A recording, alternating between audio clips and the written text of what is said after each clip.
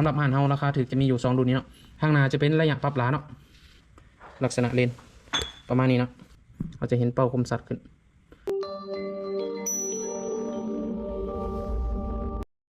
สบายดีเนาะสบายดีไอ้น้องไซลาเฮาหมดทุกคนเนาะ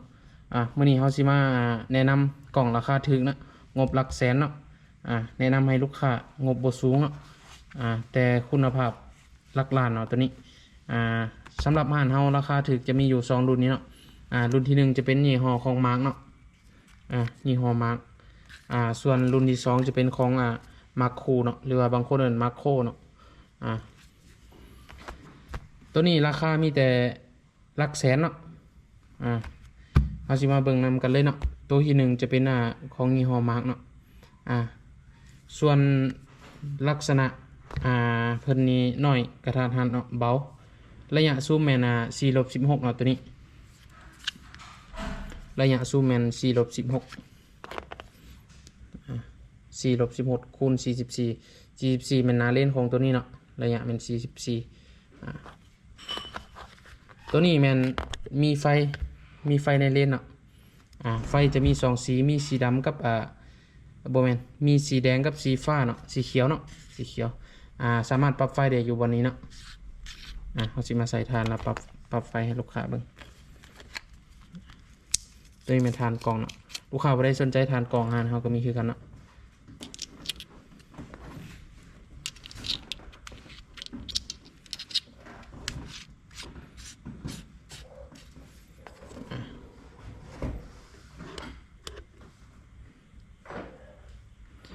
ไฟจะมีอยู่2สีเนาะมีสีแดงแล้วก็สีฟ้าเนาะตัวนี้มันลักษณะเลนเนาะลักษณะเลนประมาณนี้เนาะส่วนปรับแมนกล่องตัวนี้มันปรับนอกเนาะคือดึงออกมาแล้วก็ปรับเลยเนาะตัวนี้คือกันเนาะอันนี้กล่องแต่ละรุ่นห้างเฮิงจะแมนปรับต่ำสูงส่วนห้างคางจะแมนปรับซ้ายขวาเนาะตัวนี้มันวิธีปรับกล่องเนาะส่วนตัวข้างหน้าจะเป็นระยะปรับล้าเนาะปรับล้าถ้าสมมติเฮายิงใส่50 เมตรเฮาก็ปรับล้าหรือว่าปรับให้มันแจ้งขึ้นเนาะมันระยะปรับล้ามันอยู่ข้างหน้าเนาะตัวนี้มันเฉพาะกล่องของยี่ห้อของมาร์กเนาะเฮาจะมาเบิ่งส่วนเป็นของมาร์คคูเนาะหรือว่ามาร์คโคเนาะส่วนกล่องของมาร์คคูนี้ระยะซูมจะอยู่ที่3-9เนาะ3-9ปรับนอกคือกันเนาะตัวนี้มันปรับนอกคือกันดึงออกมาเสียงคลิกมัวๆเลยเนาะส่วนทอตัวนี้จะเป็นทอ30เนาะคือตัวนี้จะเป็นทอ25ตัวนี้จะเป็นทอ30เนาะตัวนี้จะบ่มีระยะปรับล้าเนาะของมาร์คคูปรับล้าบ่ได้เนาะเพราะว่าระยะซูมมีแต่3-9เนาะจะมีฟ้ากระดกแบบนี้เลยทั้งสองรุ่นเนาะตัวนี้มันมีไฟในเลนคือกันเนาะมีไฟในเลนคือกันไฟจะคล้ายๆคือกันเนาะตัวนี้มันเส้นเล็กเนาะไฟมันปรับ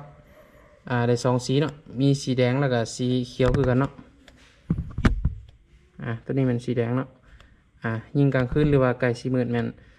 สามารถเปิดได้เนาะตัวนี้เราจะเห็นเป้าคมสัตว์ขึ้น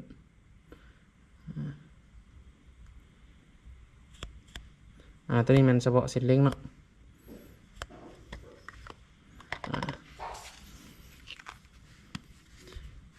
ปรับนอกคือกันส่วนตัวนี้บ่มีปรับล้าเนาะหลักๆก็มีประมาณนี้เนาะกล่องย่ำเนาะเฉพาะลูกค้าก็เริ่มลิ้นเนาะหรือว่างบบ่สูงเนาะราคาหลักแสนเนาะตัวนี้ราคาหลักแสน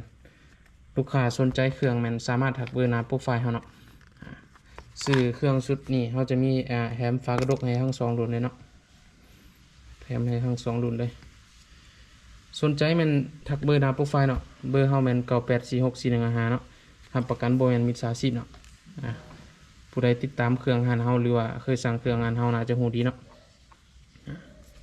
เครื่องแม่นประมาณนี้เนาะสำหรับคลิปนี้ก็มีแต่ซ้ำนี้เนาะลูกค้าสามารถมักเครื่องรุ่นใดหรือว่ามักสินค้าตัวใดสามารถทักคอมเมนต์ได้เนาะโอ้ลมกันได้เฮาสิมาเฮ็ดคลิปอธิบายให้แต่ละอย่างหรือว่าแต่ละขั้นตอนเนาะสำหรับคลิปนี้ก็ซ้ำนี้เนาะ